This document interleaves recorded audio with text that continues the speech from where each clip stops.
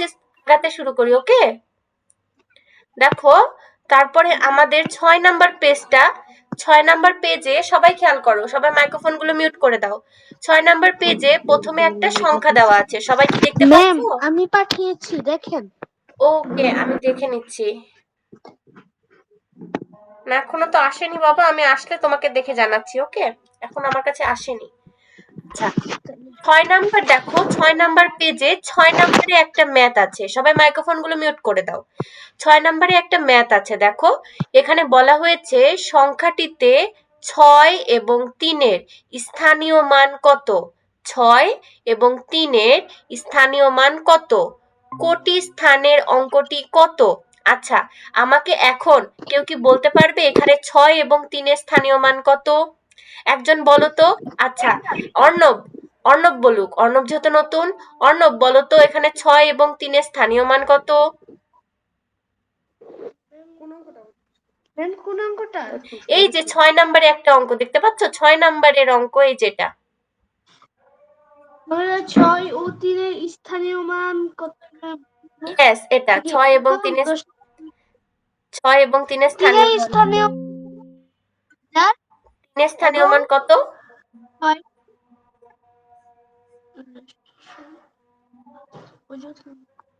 নিযুত 6 নিযুত 3000। একক, দশক, শতক, হাজার। ইয়েস, ঠিক আছে, গুড। এখন বলো তো কোটি স্থানের অঙ্কটি কত? কোটি স্থানের অঙ্কটি হলো 1। গুড। আচ্ছা, মাইক্রোফোন মিউট করে দাও। আচ্ছা, তারপর সাইব বলো। জি ম্যাম।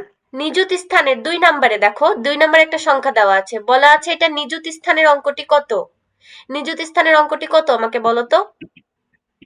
নিযুত স্থানের অঙ্কটি হলো, স্ক্যান করতেছি ম্যাম।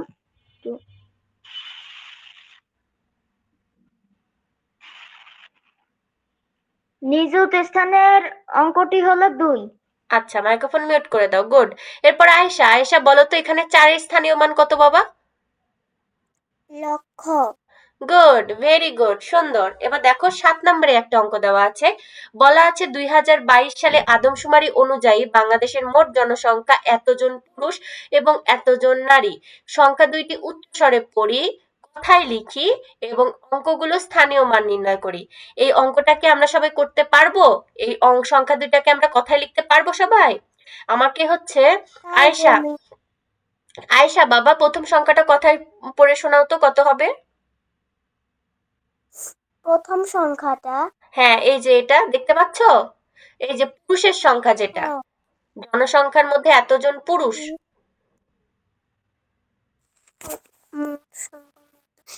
এখানে লিখেছে 8,17,12,824। গুড। আর নারীর সংখ্যা বাবা? জি ম্যাম, আমার একটা জরুরি কথা আছে আপনার কাছে। 8 হ্যাঁ কোটি বাবা বলো, একটু 33 ওয়েট করো। লক্ষ ওকে, 47,206। ওকে, গুড, ঠিক আছে। এবার এটার স্থানীয় মান বের করতে পারবো আমরা আয়েশা? পারবো।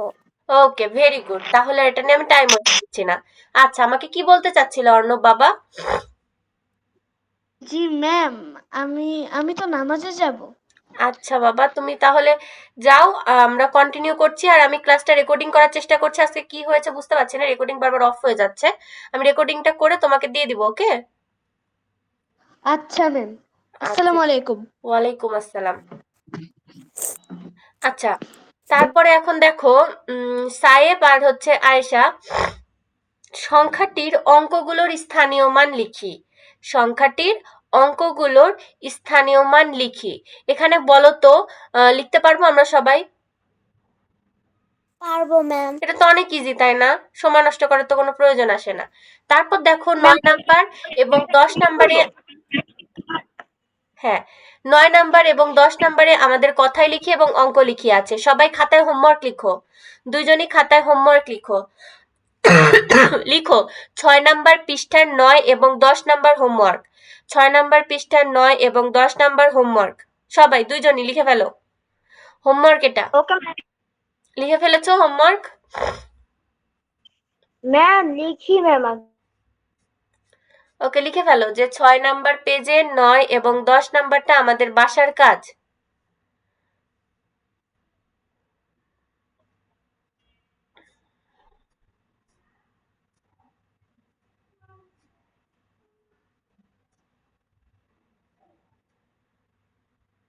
লিখা ডান? লিখা হয়েছে সবার হোমওয়ার্ক? ডান। ওকে, এখন দেখো এখানে বলা হয়েছে দেশীয় রীতিতে কমা ব্যবহার। কিভাবে কমা ব্যবহার করতে হয় তা একটু উদাহরণ দিয়ে দেখি। বলা হয়েছে বাংলাদেশে প্রাথমিক বিদ্যালয়ে মোট শিক্ষার্থী প্রায় এতজন। দেশীয় রীতিতে কমা ব্যবহার এবং আন্তর্জাতিক রীতিতে কমা ব্যবহার। এই যে আমরা প্রথমে পড়ে আসলাম না যে দেশীয় রীতি এবং আন্তর্জাতিক রীতি, দুইটা রীতি রয়েছে। তাহলে এখন এখানে বলা হয়েছে যে দেশীয় রীতিতে আমরা কিভাবে কমা ব্যবহার করি আর আন্তর্জাতিক রীতিতে আমরা কিভাবে কমা ব্যবহার করি। তো দেখো, আন্তর্জাতিক রীতিতে কি করা হয়? আন্তর্জাতিক রীতিতে হচ্ছে সংখ্যার ডান দিক থেকে 3টি অঙ্ক পর পর কমা দিতে হয়। কয়টি অঙ্ক পর পর? 3টি অঙ্ক পর। আর দেশীয় রীতিতে কি করতে হয়? প্রথমে 3টি অঙ্ক পর, তারপর 2টি অঙ্ক পর এবং তারপর হচ্ছে 2টি অঙ্ক পর, এভাবে চলে যাবে। ঠিক আছে? তাহলে দেশীয় রীতির ক্ষেত্রে আমরা কিভাবে বসাই? প্রথমে 3টি অঙ্ক পর, তারপর 2টি অঙ্ক পর, তারপর 2টি অঙ্ক পর, এভাবে। আর আন্তর্জাতিক রীতিতে কিভাবে বসাই? 3টি অঙ্ক পর পর। ওকে, তাহলে এখন এই যে এখানে দেখো 7 নাম্বার পেজের 1 নাম্বারে, 7 নাম্বার পেজের একদম নিচে সবাই দেখতে পাচ্ছ দেশীয় এবং আন্তর্জাতিক রীতিতে সংখ্যার মাঝে সঠিক জায়গায় কমা বসাই। পেয়েছো এটা? এই কমা আমরা বসাতে পারবো? তাহলে দেশীয় রীতিতে প্রথমটার কমা বসালে প্রথমে কয় ঘর পর কমা বসাবো 1 নাম্বারে? 3 ঘর পর। 3 ঘর পর। তাহলে আমরা 2 এর আগে কমা বসাবো, তাই তো? মানে 3 এর পরে, তাই তো? তাই তো? Yes miss. এটা যেহেতু ছোট সংখ্যা তাহলে আন্তর্জাতিক রীতিতেও সেম একই জিনিস হবে। ওকে, তারপরে 2 নম্বরে চলে যাও। 2 নম্বরে তাহলে যদি আমরা কমা বসাই দেশীয় রীতিতে, তাহলে প্রথমে 3 ঘর পর কমা বসালে 5-এর পরে একটা কমা হবে, তাই তো? এই যে 7-এর আগে 5-এর পরে এখানে একটা কমা হবে। তারপর 2 ঘর পর দেশীয় রীতিতে, তাহলে দেখো এই যে 2-এর পর এবং 1-এর আগে একটা কমা হবে, তাই না? আমার কথা ক্লিয়ার? আচ্ছা, তাহলে এটা দেশীয় রীতিতে। তাহলে আন্তর্জাতিক রীতিতে কি হবে? 3 ঘর পর পর। তাহলে 7-এর আগে 5-এর পরে একটা কমা হবে, আর একটা কমা কোথাও হবে না, কারণ এখানে তো 3 ঘর পর এই সামনে চলে আসছে। তাহলে আর কোথাও কমা হচ্ছে না, তাই তো?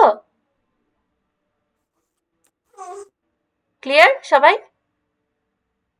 কমা বসাবো কিভাবে? আমার কথা কি বুঝতে পেরেছো দুজনই? বুঝতে পেরেছি। তাহলে বাকি দুইটাও আমরা কমা বসিয়ে ফেলবো। ওকে, তাহলে লিখো ওই হোমওয়ার্কের সাথে লিখো যে 7 নাম্বার পেজের 1 নাম্বার, 7 নাম্বার পৃষ্ঠার 1 নাম্বার। ওকে, তাহলে 6 নাম্বার পৃষ্ঠার কি কি হোমওয়ার্ক নিলাম? 6 নাম্বার পৃষ্ঠার 9 এবং 10 এবং 7 নাম্বার পৃষ্ঠার 1 নাম্বার। 6 নাম্বার 6 নাম্বার পৃষ্ঠার 9 এবং 10 এবং 7 নাম্বার পৃষ্ঠার 1 নাম্বার আমাদের হোমওয়ার্ক। 6 নাম্বার পৃষ্ঠার 9 এবং 10 এবং 7 নাম্বার পৃষ্ঠার 1 নাম্বার আমাদের হোমওয়ার্ক। লিখে নিয়েছো সবাই? ম্যাম এখানে 7 নাম্বার পৃষ্ঠার 1 নাম্বারটাতে হ্যাঁ, দেশীয় ও আন্তর্জাতিক রীতিতে, এখানে তো বললো দেশীয় ও আন্তর্জাতিক রীতিতে সংখ্যার মাঝে সঠিক জায়গায় কমা বসাই এবং পড়ি। এখন এখানে 4টা আছে, এখানে কোনটাতে দেশীয় বা আন্তর্জাতিক রীতিতে কমা সবগুলো বসাবো? সবগুলো একবার করে দেশীয় লিখবো, একবার করে আন্তর্জাতিক লিখবো। প্রথমে কি করব? সংখ্যাটা খাতায় তুলবো, তারপর নিচে দেশীয় লিখবো, আন্তর্জাতিক লিখবো, লিখে দেশীয়র পাশে দেশীয় ভাবে লিখবো, আন্তর্জাতিকের পাশে আন্তর্জাতিক ভাবে লিখে কমা বসাবো। ম্যাম সংখ্যাটা তুলে তারপর ওখানে কমাটা লিখে নেব। কমাটা বসিয়ে দিব। ওকে, দেশীয় রীতিতে দেশীয় রীতির মতো করে কমা বসাবো, আন্তর্জাতিক রীতিতে আন্তর্জাতিক রীতির মতো করে কমা বসাবো।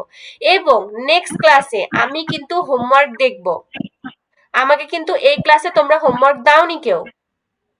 ম্যাম আমার আপনি যে হোমওয়ার্কটা দিয়েছিলেন ওটা আমার বিকালেই শেষ, কিন্তু দিতে ভুলে গেছিলাম কখন, কারণ হচ্ছে ইফতার ভোলা যাবে করতেছিলাম। না বাবা, ভোলা যাবে না। হোমওয়ার্ক শেষ হওয়ার সাথে সাথে স্ন্যাপ তুলতে কতটুকু টাইম লাগে?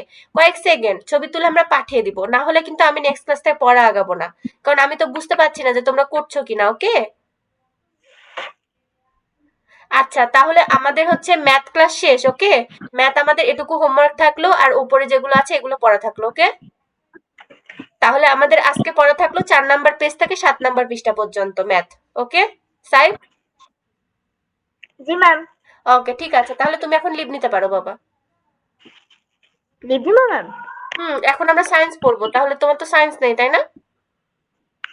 সায়েন্স বুক আছে আমার, না কিন্তু আপনি বুক কি, না, এখানে পড়ার জন্য তো তুমি ভর্তি হওনি না। আমি সেটা আসলে জানি না সায়েন্সে কি আমি ভর্তি হয়েছি। না মেবি, দাঁড়াও আমি তোমার অ্যাটেন্ডেন্স চেক করে নিচ্ছি। না বাবা, তুমি ম্যাথ এবং ইংলিশের জন্য ভর্তি হয়েছে। ওকে ও ওকে ম্যাম। আচ্ছা ঠিক আছে। আসসালামু আলাইকুম। ওয়ালাইকুম আসসালাম বাবা। আমি আবার রুটিন দিয়ে দিব গ্রুপে। আচ্ছা ওকে ম্যাম। ওকে, নেক্সট ক্লাসে আবার দেখা হচ্ছে। আচ্ছা আয়েশা বাবা, তাহলে এবার আমরা সায়েন্সে চলে যাচ্ছি, ঠিক আছে?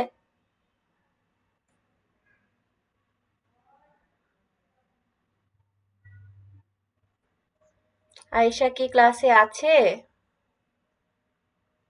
Ayesha yes miss. ক্লাসে আছো বাবা তুমি? আছি। একা একা পড়তে কি মজা লাগে না বোর লাগে তাই বলো তো?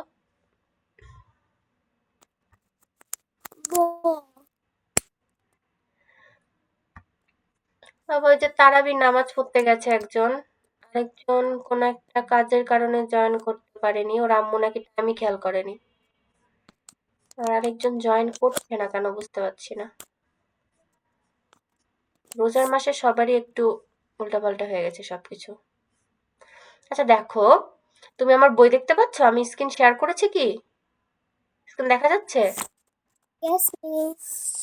দেখো স্ক্রিন দেখা আমি যাচ্ছে। স্টোরি পড়িয়েছিলাম, মনে আছে আয়শা? স্টোরি পড়িয়েছিলাম এবং হচ্ছে তোমাদের কুইজ ধরেছিলাম, মনে আছে? মনে আছে। তাহলে এখন আমি চ্যাপ্টারটা রিডিং পড়াই, ওকে? এবং তোমাকে বুঝিয়ে দিই এখানে কোনো কিছু প্রবলেম আছে কিনা। তাহলে আমাদের প্রথম অধ্যায়টার নাম হচ্ছে জীবের বৃদ্ধি ও প্রজনন। আমাদের তাহলে প্রথম অধ্যায়ের নাম কি বাবা? জীবের বৃদ্ধি এবং প্রজনন। জীবের বৃদ্ধি ও প্রজনন। উদ্ভিদ ও প্রাণী, দেখো কি লেখা আছে, উদ্ভিদ ও প্রাণী। শোনো, তুমি এখানে আমি যে লাইনটা আন্ডারলাইন করতে বলবো তুমি পেন্সিল নিয়ে বসবে, কিন্তু সেই লাইনটা আন্ডারলাইন করবে, ওকে? ওকে। আচ্ছা, উদ্ভিদ ও প্রাণী বেঁচে থাকা ও এবং ভালোভাবে বৃদ্ধির জন্য পরিবেশে বিভিন্ন উপাদান প্রয়োজন হয়। তাহলে উদ্ভিদ ও প্রাণীর বেঁচে থাকার এবং ভালোভাবে বৃদ্ধির জন্য পরিবেশের কি প্রয়োজন হয় আয়েশা? পরিবেশের কি প্রয়োজন হয় আয়েশা? তুমি কি লাইনটা পেয়েছো আয়েশা? বিভিন্ন উপাদান প্রয়োজন হয়। বিভিন্ন উপাদান প্রয়োজন হয়। তাহলে লাইনটা সুন্দর করে আন্ডারলাইন করে নাও পেন্সিল দিয়ে, ওকে? করেছো আন্ডারলাইন?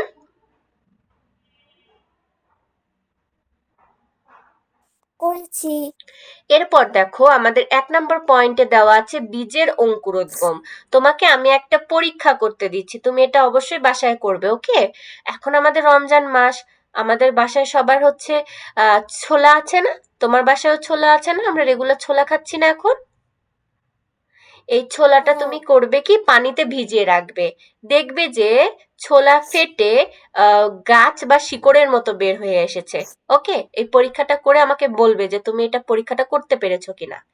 এই যে ছোলা ফেটে গাছ বের হয়ে আসা না পানির মধ্যে ভিজিয়ে রাখার কারণে, এই প্রক্রিয়াটাকে বলা হয় বীজের অঙ্কুরোদ্গম। এই প্রক্রিয়াটাকে কি বলা হয় বাবা?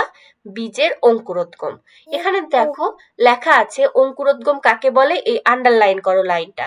বীজ থেকে নতুন চারাগাছ জন্মানোর প্রক্রিয়াই হলো অঙ্কুরোদ্গম। তাহলে অঙ্কুরোদ্গম কি? বীজ থেকে নতুন চারাগাছ জন্মানোর প্রক্রিয়াই হলো অঙ্কুরোদ্গম। আমাকে বলো তো আয়েশা, তাহলে অঙ্কুরোদ্গম কি? বীজ থেকে নতুন চারাগাছ নতুন চারাগাছ জন্মানোর প্রক্রিয়াই হলো জন্মানোর প্রক্রিয়াই হলো অঙ্কুরোদ্গম। অঙ্কুরোদ্গম। ওকে, আন্ডারলাইন করেছো লাইনটা? হ্যাঁ করেছি। ওকে, দেখো এখন বলেছে উদ্ভিদের প্রজননের গুরুত্বপূর্ণ ধাপ হলো অঙ্কুরোদ্গম। তাহলে উদ্ভিদের প্রজননের গুরুত্বপূর্ণ ধাপ কি আয়েশা? অঙ্কুরোদ্গম। উদ্ভিদের প্রজননের গুরুত্বপূর্ণ ধাপকে কি বলা হয়? অঙ্কুরোদ্গম। প্রথম। উদ্ভিদ জন্মানো ও বেঁচে থাকার জন্য কি কি প্রয়োজন? এসো আমরা বীজ থেকে নতুন চারাগাছ জন্মানোর প্রক্রিয়া দেখি। বীজ থেকে কিভাবে চারাগাছ জন্মায় এবং চারাগাছ জন্মানোর জন্য কি কি প্রয়োজন হয়। এখানে তারপর একটা কাজ দেওয়া আছে, বীজের অঙ্কুরোদ্গম পরীক্ষা। নিজের ছবিটি ভালোভাবে পর্যবেক্ষণ করি এবং ছকটি পূরণ করি। এগুলো আমাদের দরকার নেই, এগুলো আন্দাজে দেওয়া আছে। ওখান থেকে আবার সারসংক্ষেপ দেওয়া আছে, যে পর্যবেক্ষণ করে দেখা গেল প্রথম বীজটি তাপ, আলো এবং বাতাস পেয়েছে কিন্তু পানির অভাবে অঙ্কুরিত হয়নি। আচ্ছা, এগুলো আমাদের দরকার নেই, এ পরীক্ষার দরকার নেই। 2 নম্বরে যে পয়েন্টটা আছে দেখো, উদ্ভিদের বৃদ্ধি। 2 নম্বর পয়েন্টের নাম কি? উদ্ভিদের বৃদ্ধি। উদ্ভিদের এখানে কি বলা হয়েছে? উদ্ভিদের বেঁচে থাকা এবং বৃদ্ধির জন্য প্রয়োজনীয় পুষ্টি ও শক্তি খাদ্য থেকে আসে। লাইনটা আন্ডারলাইন করো। ওকে আয়েশা, ওকে, আন্ডারলাইন করে আমাকে বলো। ডান। ওকে, তাহলে উদ্ভিদের বেঁচে থাকা এবং বৃদ্ধির জন্য কি প্রয়োজনীয় কি খাদ্য থেকে আসে বাবা? পুষ্টি ও শক্তি খাদ্য থেকে আসে। তাহলে উদ্ভিদ, প্রয়োজনীয় পুষ্টি ও হ্যাঁ, শক্তি খাদ্য থেকে আসে। তাহলে উদ্ভিদের বেঁচে থাকা এবং বৃদ্ধির জন্য প্রয়োজনীয় পুষ্টি এবং শক্তি খাদ্য থেকে আসে। খাদ্য গ্রহণ করে উদ্ভিদ ধীরে ধীরে ছোট থেকে বড় হয়। তাহলে উদ্ভিদ ছোট থেকে বড় হতে কি প্রয়োজন হয়? খাদ্য প্রয়োজন হয়, ঠিক আছে।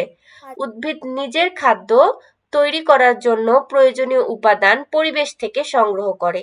তাহলে উদ্ভিদ নিজের খাদ্য তৈরি করার জন্য প্রয়োজনীয় উপাদান কোথায় থেকে সংগ্রহ করে?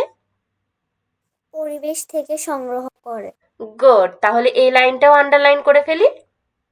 ওকে, ওকে, তুমি কিন্তু একটা জিনিস খেয়াল রাখবে, যে মিস তোমাকে যে লাইনগুলো আন্ডারলাইন করে দিচ্ছে এগুলো কিন্তু তোমাকে মুখস্থ করে ফেলতে হবে বাসায়।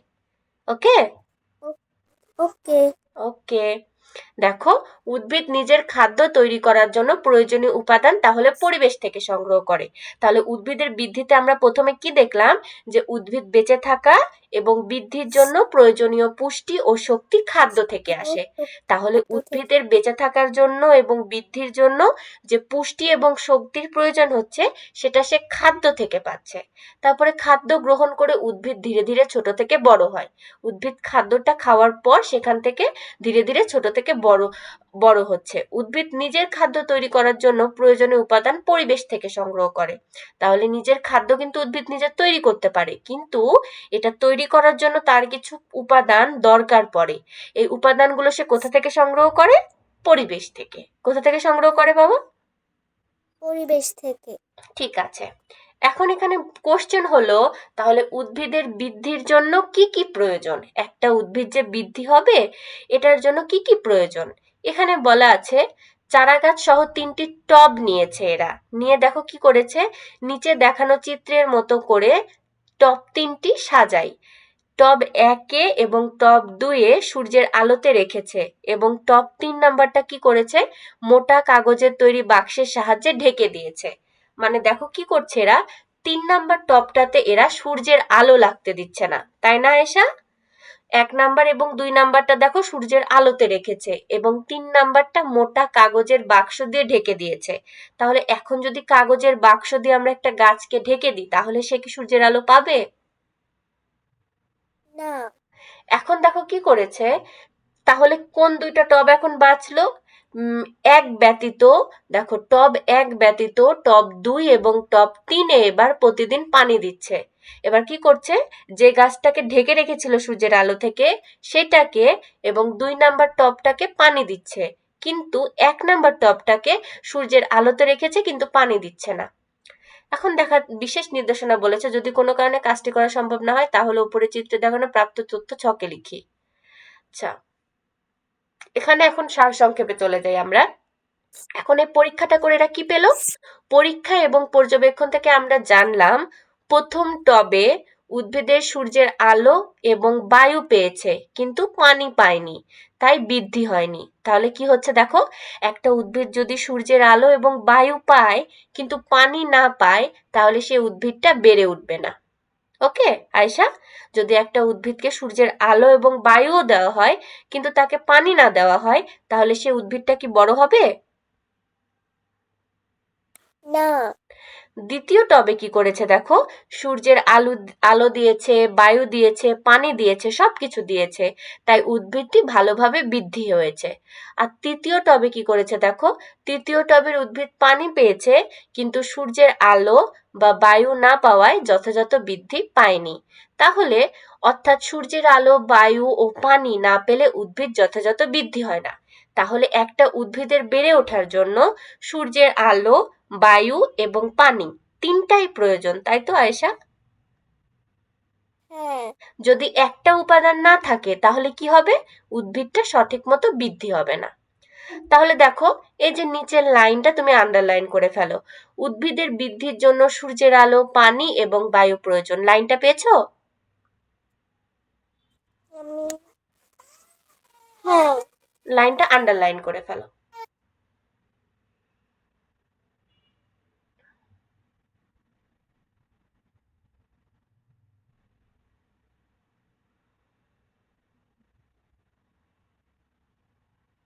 করেছো বাবা?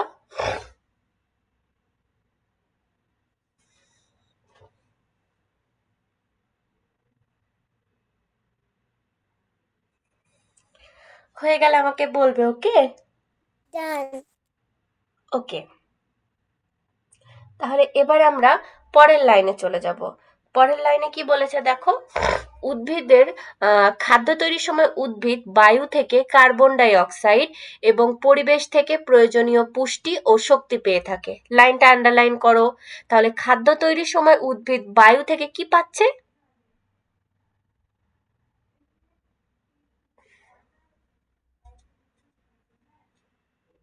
করেছি। তাহলে আমাকে বলো বাবা, খাদ্য তৈরির সময় উদ্ভিদ বায়ু থেকে কি পাচ্ছে?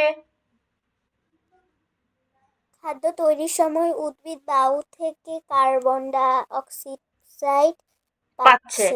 এবং পরিবেশ থেকে প্রয়োজনীয় পুষ্টি ও শক্তি পাচ্ছে। এবং পরিবেশ থেকে কি পাচ্ছে? প্রয়োজনীয় পুষ্টি এবং শক্তি। পুষ্টি ও শক্তি পাচ্ছে। উদ্ভিদ শ্বাসকার্যের জন্য বায়ু থেকে অক্সিজেন গ্রহণ করে। তাহলে উদ্ভিদ শ্বাসকার্যের জন্য বায়ু থেকে কি গ্রহণ করে? অক্সিজেন গ্রহণ করে। এবং বায়ুতে কি করে? কার্বন ডাই অক্সাইড ত্যাগ করে। বৃদ্ধির সাথে সাথে এক পর্যায়ে গাছে ফুল ফোটে এবং ফল ধরে। তাহলে উদ্ভিদ যখন বৃদ্ধি পায় ধীরে ধীরে, একসময় কি হয়, গাছে ফুল ফোটে এবং ফল ধরে। ওকে, এবার দেখো 3 নম্বরে আছে সপুষ্পক উদ্ভিদের ফুল, ফল ও বীজ। সপুষ্পক উদ্ভিদের ফুল, ফল ও বীজ। আমরা তৃতীয় শ্রেণীতে জেনেছি যে কিছু উদ্ভিদের ফুল হয় ও ফল হয় না, এরা হলো অপুষ্পক উদ্ভিদ। কি জেনেছি?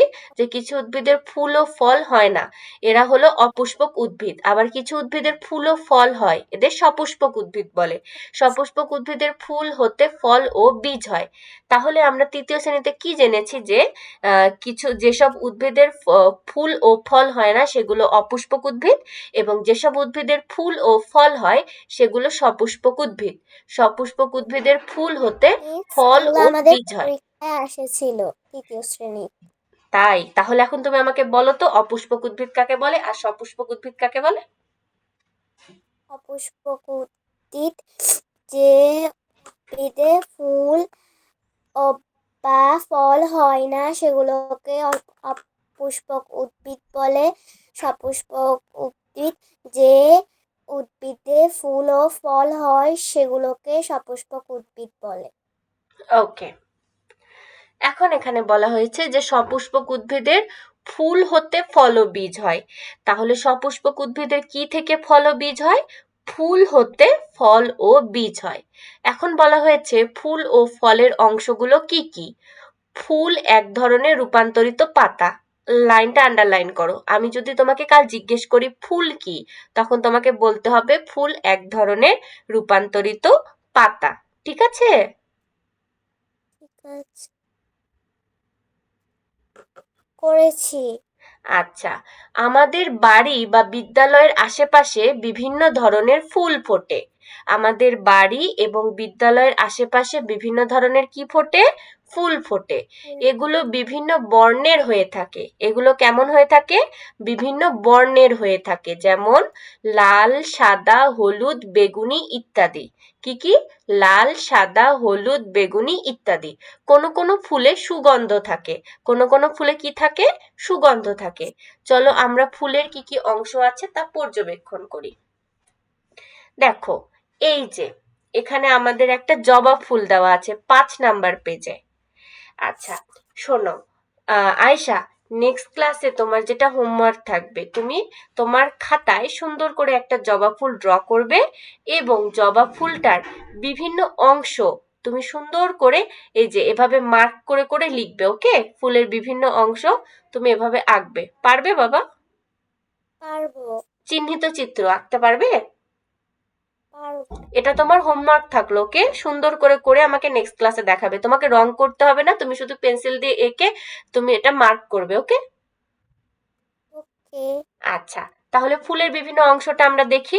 দেখো, ফুলের এই যে যে আমরা জবা ফুল আমাদের হাতের কাছে থাকলে আমরা বেশি ভালো বুঝতে পারতাম, যদিও এখন নেই, তাহলে এখন আমরা এভাবেই বুঝি। তো দেখবে জবা ফুল তো তুমি ছিঁড়েছো বা হাতে নিয়েছো, তাই না আয়েশা? কখনো নাওনি বাবা? নিয়েছি। জবা ফুলের একটা কলি থাকে হলুদ কালার, এটা ধরেছ না? হ্যাঁ। ওই হলুদ কালারের মাথায় দেখবে মোটা মোটা কিছু আবার লাল লাল কালার ধরনের দানা দানা দেখা যায়। সেটাকে বলা হচ্ছে গর্ভমুণ্ড। সেটাকে বলা হয় গর্ভমুণ্ড। এবং নিচে যেটা থাকে সেটা হচ্ছে স্ত্রীকেশর। তারপরে যে হলুদ হলুদ ধরনের আমরা গায়ে দেখতে পাই কলিতে, সেগুলো হচ্ছে পুংকেশর। তারপরে লাল কালারের যেটা হচ্ছে আমরা পাপড়ি বলে থাকি, সেটা হচ্ছে দল বা পাপড়ি। আর ওই পাপড়িটা ছিললে ভিতরে এক ধরনের ওই কলির ওখানে গোল একটা অংশ দেখা যায়, যেটাকে বলা হয় গর্ভাশয়। আর নিচের দিকে যে সবুজ সবুজ অংশ দেখা যায়, যেগুলো একটু পাতার মতো বের হয়, সেগুলোকে বলা হয় বৃতি। নিচেরটা হচ্ছে উপবৃতি। এটা হচ্ছে এক ফুলের বিভিন্ন অংশ। ওকে? এটা আমাদেরকে মুখস্থ করে ফেলতে হবে। তাহলে একটা ফুলের কি কি অংশ থাকে? গর্ভমুণ্ড, স্ত্রীকেশর, পুংকেশর, দল বা পাপড়ি, গর্ভাশয়, বৃতি, উপবৃতি। এই কয়েকটা শব্দ মুখস্থ করতে আয়শা, তোমাকে আমি 2 মিনিট টাইম দিচ্ছি। তুমি এখনই মুখস্থ করে আমাকে বলবে। ওকে? যে একটা ফুলের কি কি অংশ থাকে। ঠিক আছে? ওকে। ওকে, মুখস্থ করে আমাকে বলবে।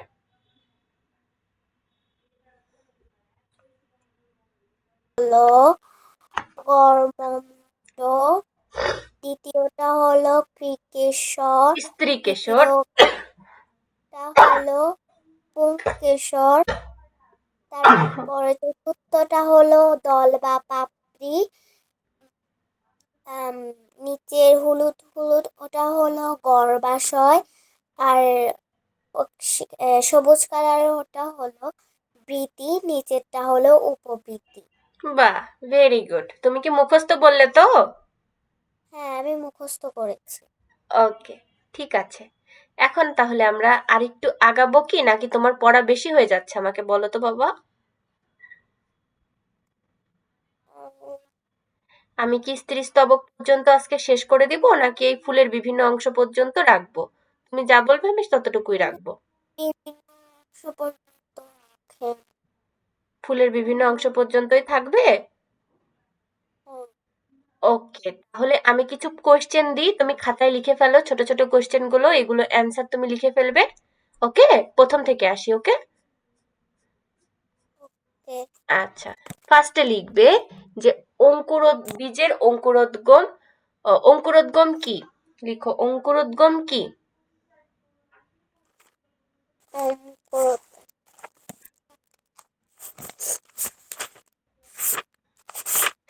তুমি লিখার পর এই কোশ্চেন গুলো ছবি গ্রুপে পাঠিয়ে দিবে। ওকে? ওকে। তাহলে বাকিরাও লিখে ফেলতে পারবে। অঙ্কুরোদ্গম কি? অঙ্কুরোদ্গম কি? তোমার কি ঠান্ডা লেগেছে বাবা? হ্যাঁ, আচ্ছা, লিখেছো অঙ্কুরোদ্গম কি কোশ্চেন? লিখেছি। ওকে, 2 নাম্বার কোশ্চেন লিখো যে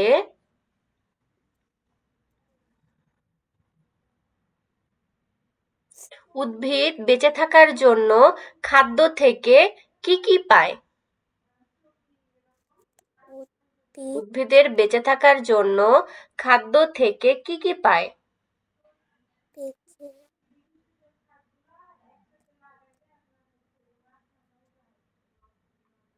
জন্য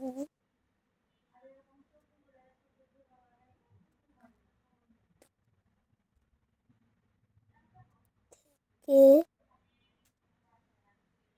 কি কি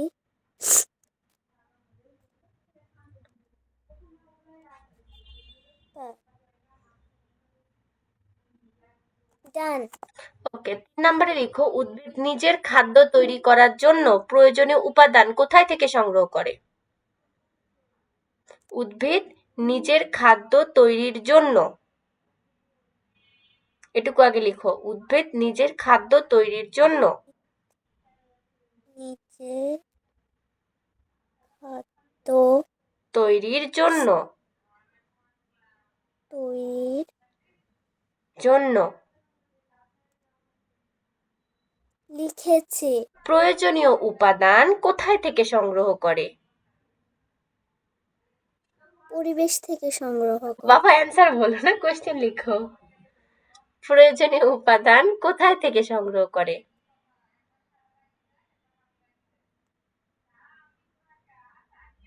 ডান। ডান। নিচে তারপর লিখো, উদ্ভিদের বৃদ্ধির জন্য কি কি প্রয়োজন? উদ্ভিদের বৃদ্ধির জন্য কি কি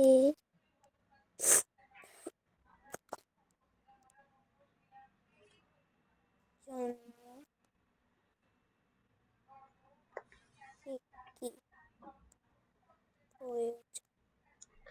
ওকে, ডান। ডান।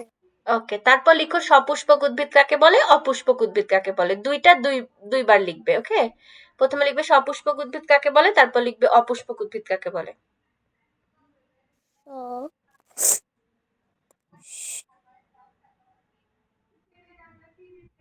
ও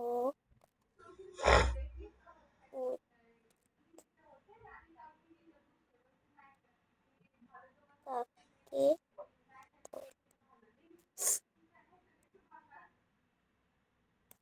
অপুষ্পক উদ্ভিদ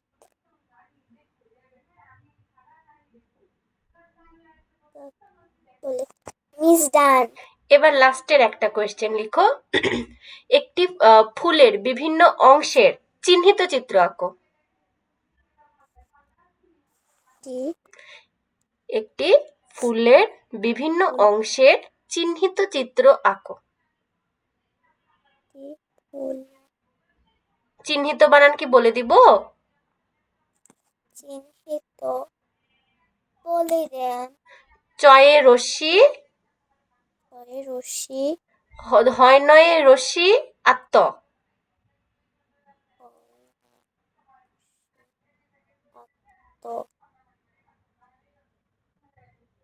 লিখেছি। চিহ্নিত চিত্র আঁকো। চিত্র